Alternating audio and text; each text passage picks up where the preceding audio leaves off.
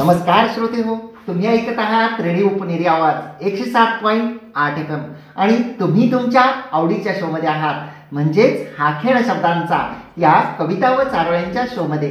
जो शो ज्याने 4 वर्ष पूर्ण केलेली आहेत आणि येणाऱ्या मार्च महिन्याच्या 3ऱ्या रविवारी आपण 5 वर्ष पूर्ण करून 6व्या वर्षामध्ये पदार्पण करीत आहोत.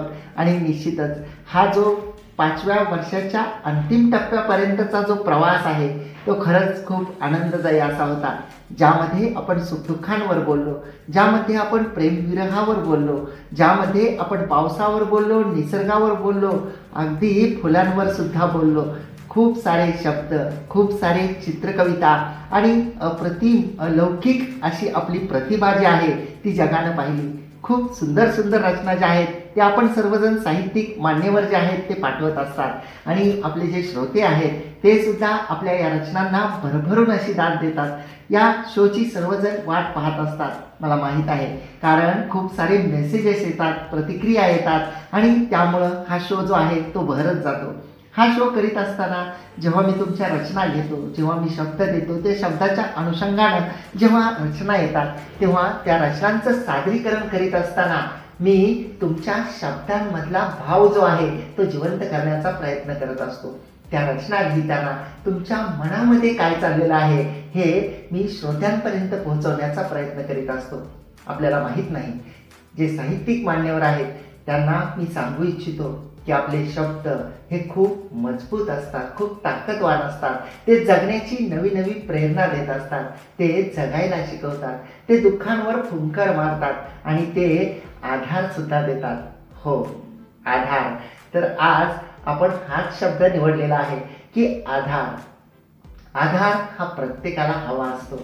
आधार आपण दिला सुद्धा पाहिजे, ही गोष्ट मात्र आपण जाणीवपूर्वक विसरून जातो. आधार हा फक्त वयस्कर लोकांनाच लागतो, आधार हा फक्त जी लहान मुलं आहेत त्यांनाच लागतो असं नसतं. कारण खूप वेळा असं होतं की माणूस हा कधी कधी एकटा पडतो, त्याला त्याची सुखदुःख असतात, त्यावेळी त्याला आधाराची गरज असते आणि त्या आधाराच्या काळामध्ये जेव्हा त्याला गरज असते तेव्हा जी जी माणसं त्याच्यासोबत असतात, जी जी माणसं त्या व्यक्तीला समजून घेतात, त्या व्यक्तींना कधीही विसरलं जात नाही. भले ती व्यक्ती कितीही कटू बोलो, भले ती व्यक्ती कितीही आपल्याबद्दल वाईट विचार करो, त्या व्यक्तीला कधी विसरलं जात नाही. म्हणून कोणाच्याही वेळेमध्ये जेव्हा आपण काही बोलत असतो तेव्हा आपण बोलताना त्या व्यक्तीची मानसिक परिस्थिती काय आहे हे जरूर पाहावं, त्याला त्यावेळी आधार द्यावा. आणि दरवेळी आपल्याला असं वाटतं की दुःख हे फक्त माझ्या जीवनामध्ये आहेत आणि प्रॉब्लेम्स हे फक्त मला आहेत, परंतु प्रॉब्लेम्स आणि दुःख हे प्रत्येकांना असतात आणि त्या प्रॉब्लेमचं सोल्युशनसुद्धा हे प्रत्येकाने आपापल्या परीनंच करायचं असतं. दुःखांवर मातसुद्धा प्रत्येकाने स्वतःच करायची असते. परंतु त्या काळामध्ये फक्त मी तुझ्या सोबत आहे, तू खचू नको, असा धीर देणारा जो शब्द असतो आणि ती जी व्यक्ती असते ती व्यक्ती खरंच नशीबवान आणि मौल्यवान अशी असते. कारण त्या व्यक्तीचं महत्त्व जे आहे ते दिवसागणिक वाढत जात असतं. परंतु जेव्हा आधाराची गरज असते आणि आधाराची गरज असताना जेव्हा मतभेद, स्वतःची मतं मांडणं, मी म्हणतो, मी म्हणते तेच खरं, या गोष्टी जेव्हा बोलल्या जातात तेव्हा ती व्यक्ती दुरावते, मनं दुरावतात, नाती दुरावते आणि खूप साऱ्या गोष्टी ज्या आहेत त्या गुंतागुंतीच्या होऊन जातात, नाही का? तर आधार तो कसा असावा? आधार म्हणजे काय? आधार का दिला पाहिजे? आधार दिल्यामुळं नेमकं काय होतं? या सर्व ज्या गोष्टी आहेत त्या आपण आपल्या आजच्या शोमध्ये पाहणार आहोत. आपल्या जगभरातल्या मान्यवरांनी पाठवलेल्या सुंदर आणि अप्रतिम अशा रचनांच्या माध्यमातून आज आपण चारोळी उपक्रम घेतला होता. तर चला तर मग ठाव घेऊया हळव्या मनांचा. चला तर मग ठाव घेऊया हळव्या मनांचा, आनंद घेऊया जीवनातल्या प्रत्येक क्षणांचा. चला तर मग ठाव घेऊया हळव्या मनांचा, आनंद घेऊया जीवनातल्या प्रत्येक क्षणांचा. काही तुमचे, काही माझे गुंफून शब्द मोती, काही तुमचे, काही माझे गुंफून शब्द मोती. सजवूया हा खेळ शब्दांचा, सजवूया हा खेळ शब्दांचा. चला तर मग हा खेळ शब्दांचा, हा खेळ आपण सजवूया. 2 ते 3:30 पर्यंत आपण आपल्या आजच्या शोमध्ये आधार या शब्दावर बोलणार आहोत आणि त्या आधार शब्दाच्या अनुषंगानं आजच्या शोची सुरुवात करतोय माझ्या एका रचनेने. मी माझ्या रचनेमध्ये लिहिलंय की श्रावणातला पाऊस आज उधार दे, श्रावणातला पाऊस आज उधार दे, ओसाड मनाला हिरवळीचा आधार दे. श्रावणातला पाऊस आज उधार दे, ओसाड मनाला हिरवळीचा आधार दे. तू शीतल तू श्यामल अस्तित्व इंद्रधनुषी, तू शीतल तू श्यामल अस्तित्व इंद्रधनुषी, रंगहीन जीवनाला रंगवण्या प्रीतीचा गुलाबी सार दे, रंगहीन जीवना रंगविण्या प्रीतीचा गुलाबी सार दे. नियतीने छळले उगाचच भोगले खूपदा, नियतीने छळले उगाचच भोगले खूपदा, नकोशा जगण्याला आता थोडा उभार दे, नकोशा जगण्याला आता थोडासा उभार दे.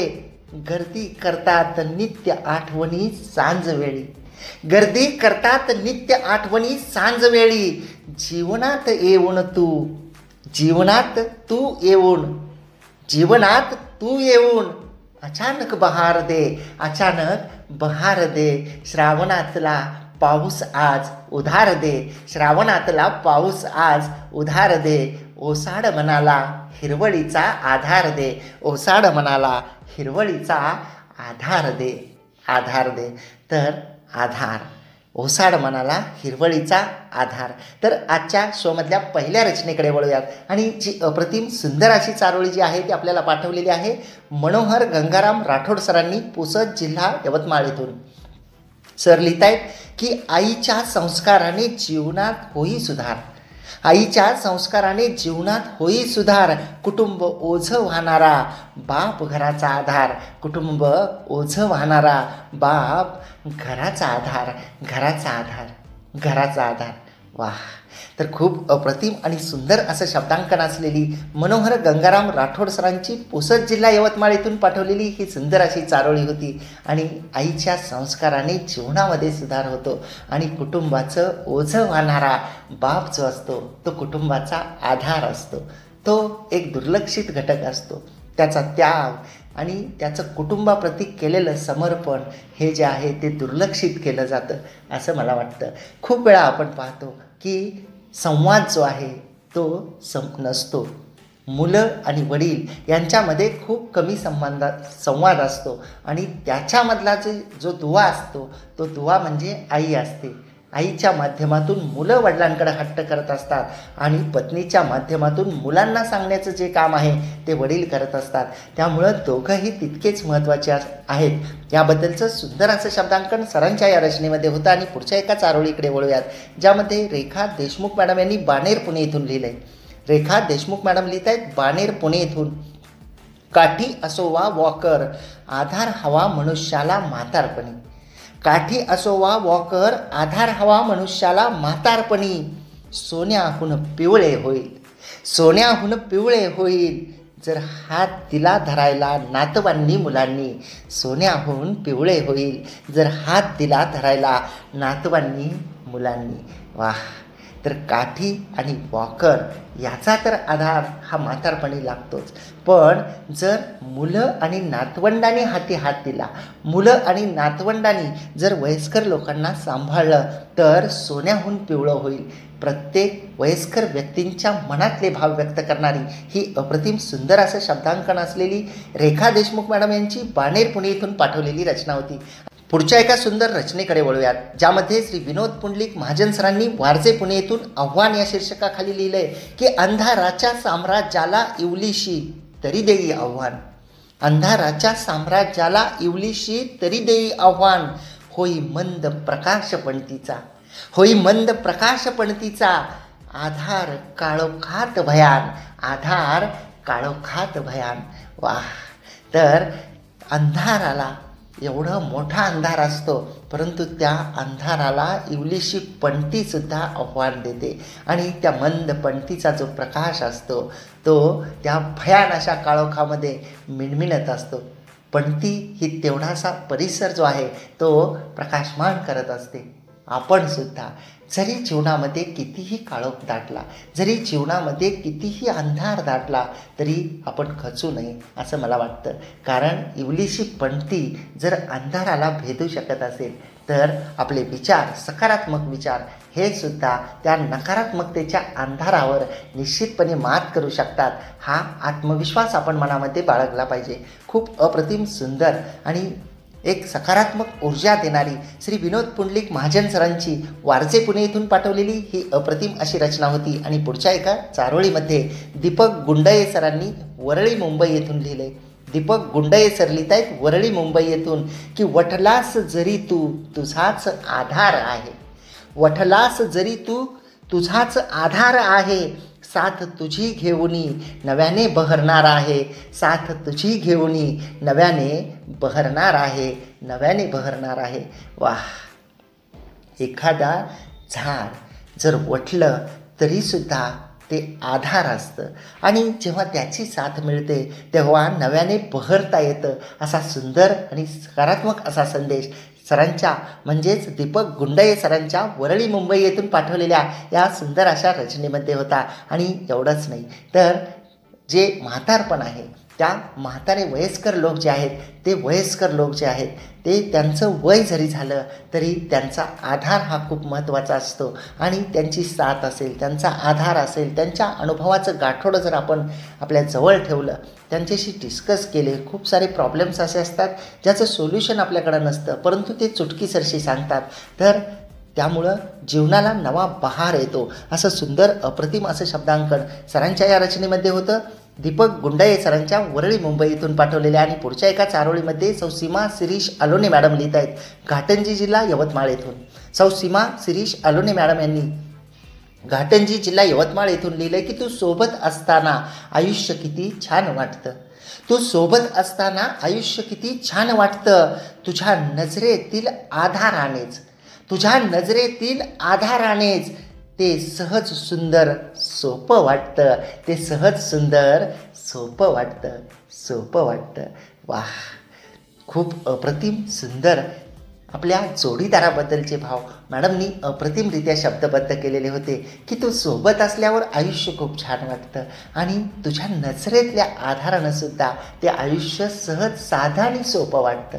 आणि आयुष्य हे खरंच खूप साधं आणि सोपं आहे, खूप सरळ आहे. आपण त्याचे गुंते बनवतो. त्याचं कारण असं आहे की अति अपेक्षा, ईर्ष्या, द्वेष, मत्सर, इतरांबद्दल कुत्सित बोलणं, इतरांबद्दल नकारात्मक बोलणं आणि त्याचा आपण त्रास करून घेणं, या सर्व गोष्टींमुळं आयुष्य हे गुंतागुंतीचं बनत जातं. जर आपण अपेक्षा कमी ठेवल्या, जर आपण इतरांप्रती समर्पणाचे भाव ठेवले, जर आपण इतरांप्रती त्यागाचे भाव ठेवले, जर आपण इतरांना मानसन्मान दिला तर आयुष्य हे सहज सुंदर आणि सोपंच असतं. परंतु त्याचे गुंते वाढण्याचं कारण जे असतं ते असतं मतभेद, गैरसमज. तर या मतभेद आणि गैरसमजाच्या पलीकडं जर जाऊन समजूतदारपणा जर का मनामध्ये असला, एकमेकांच्या भावभावना जाणून घेण्याचे भाव जर मनामध्ये असतील, तर मला असं वाटतं की खरंच आयुष्य हे सहज सुंदर आणि सोपं असतं आणि ते आपण आपल्या जोडीदाराबरोबर खूप आनंदात घालवू शकतो, नाही का? खूप अप्रतिम शब्दांकन होतं सौ सीमा शिरीष अलोने मॅडम यांचं घाटंजी जिल्हा यवतमाळ येथून पाठवलेलं. आणि याबरोबरच पुढच्या एका सुंदर आणि अप्रतिम अशा चारोळीकडे आपण वळूयात, ज्यामध्ये प्रज्ञा सौदत्ती मॅडम लिहित आहेत गोरेगाव रायगड येथून. त्यांनी लिहिलंय की शब्दांचा साज चढवून भावनांचा आधार घेऊन, शब्दांचा साज चढवून भावनांचा आधार घेऊन शब्दांना अर्थ प्राप्त होतो. शब्दांचा साज चढवून भावनांचा आधार घेऊन शब्दांना अर्थ प्राप्त होतो. अक्षर दुर्वांचा हार चढवून, अक्षर दुर्वांचा हार चढवून. क्या बात आहे, क्या बात आहे. खरंच की अक्षर दुर्वांचा हार चढवून शब्दांना अर्थ प्राप्त होतो. आणि खरं आहे की अक्षर दुर्वा ह्या खूप महत्त्वाच्या असतात, तरच शब्दांना अर्थ प्राप्त होतो. शब्दांचे अर्थ आपल्याला माहीत आहे की शब्दांचे अर्थ आपण जसे काढू तसे निघतात. आपण एखाद्या शब्दाकडं सकारात्मकतेनं पाहिलं तर शब्दांचे अर्थ हे सकारात्मक निघतात. आपण एखाद्या शब्दाला नकारात्मकतेनं पाहिलं तर त्याचा अर्थ नकारात्मक निघतो. शब्द आणि व्यक्ती दोघांच्याही बाबतीमध्ये नेमकं असंच होतं, नाही का? आपण एखाद्याची प्रतिमा जी आहे, इमेज जी आहे, जर नकारात्मक करून ठेवली तर त्यानं बोललेलं प्रत्येक वाक्य, तिनं बोललेलं प्रत्येक वाक्य हे आपल्याला नकारात्मक वाटायला लागतं. आणि त्या व्यक्तीची छबी आपल्या मनामध्ये जर चांगली असेल तर त्या व्यक्तीचा प्रत्येक गुणदोषसुद्धा जो आहे तो झाकला जातो. म्हणून चला तर मग सकारात्मकतेकडे मार्गक्रमण करूया आणि हा जो अक्षर दुर्वांचा हार जो आहे तो शब्दांना चढवून प्रत्येक शब्दांना एक सकारात्मक असा अर्थ प्राप्त करून देऊया. खूप अप्रतिम शब्दांकन होतं प्रज्ञा सौदत्ती मॅडम यांनी पाठवलेल्या गोरेगाव रायगड येथून पाठवलेल्या या रचनेमध्ये. आणि याबरोबरच पुढच्या एका सुंदर चारोळीकडे वळूयात, ज्यामध्ये सचिन गणपतराव मुळे सरांनी लिहिलं आहे परभणी येथून. सचिन गणपतराव मुळे सर लिहित आहेत परभणी येथून की माझ्या आईवडिलांचे माझ्यावर उपकार, माझ्या आईवडिलांचे माझ्यावर उपकार, पदोपदी जीवनात त्यांचा मिळतो आधार, पदोपदी जीवनात त्यांचा मिळतो आधार. वाह, खूप अप्रतिम सुंदर आईवडिलांप्रती कृतज्ञता व्यक्त करणारी सरांची ही अप्रतिम अशी रचना होती. आणि श्रोते हो, तुम्ही रेडिओ पुणेरी आवाज 107.8 FM ऐकत आहात आणि तुम्ही तुमच्या आवडीच्या शोमध्ये आहात, म्हणजेच हा खेळ शब्दांचा या कविता व चारोळ्यांच्या शोमध्ये माझ्यासोबत म्हणजेच RJ कैलाससोबत. आनंदी रहा, आनंद लुटा.